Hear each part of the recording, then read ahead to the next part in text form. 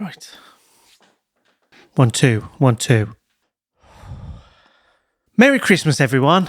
Welcome to Morzak EV, a channel dedicated to all things electric vehicles, electric vehicle charging, and all related technologies. As of 7 a.m. on the morning of the 15th of December 2021, there have been some changes to the plug-in grant, which is a grant available to people in the UK buying electric vehicles. So that's right, the government have given us an early Christmas present. Oh my God! In the form of a reduction in the grant. And in this video, we'll give you some details about that.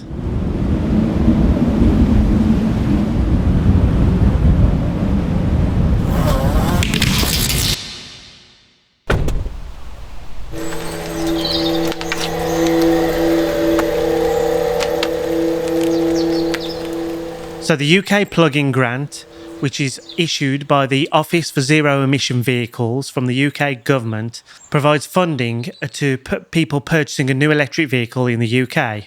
There are similar schemes in Europe and the rest of the world, and it's there to encourage the uptake of electric vehicles. Now, not all the changes are totally bad, but there are a few negatives. So there's some changes to the rates and some changes to the eligibility criteria, and we'll cover that now. But before we do get into that, as this will probably be the last video of the year, I just want to say a big thank you to everybody, all our customers and all our viewers, and say thank you for everything this year. And the channel's grown hugely. We're really pleased with how it's gone, and just want to say thank you for watching. Thanks to all the customers, and every customer referral, every purchase, every like, comment and subscribe means a lot to us. So thank you very much. And while I'm on that subject, if you look around, you can see our octopus referral code, our social media channels, and give us a cheeky thumbs up on that like button and subscribe to get notifications of more content. But back to the video.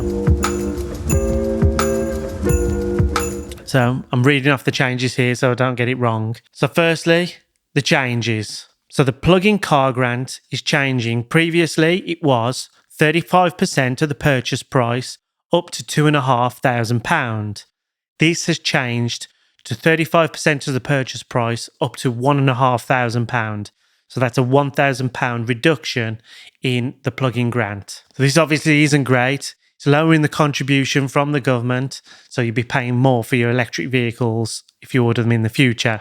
The only silver lining I can see is that cars which are converted for wheelchair use are exempt from this change, so they're still eligible for up to £2,500. So focusing on the changes of the eligibility criteria, this has changed. It was for cars up to £35,000. There are a couple of T's and C's on that. I'll list them below. This has changed to cars less than £32,000. Again, one positive is the fact that cars which have been converted to be wheelchair accessible are exempt from these changes. So if they are converted for wheelchair use, they're still eligible up to £35,000. Now, in terms of this eligibility criteria, there are a few mixed views on whether this is actually positive or not. So in one camp, you've got people saying, well, there's less people getting contributions. There are going to be less vehicles eligible for these contributions. So that's a bad thing. On the flip side, there are a whole bunch of people who are saying, well, actually, this isn't a bad thing because cars that are in the £33,000, £34,000 range, manufacturers will have to look at their spreadsheets, sharpen their pencils, and knock a couple of £1,000 off. I'll leave it to you to decide which camp you sit in and whether you think it's positive or not. But it's interesting times.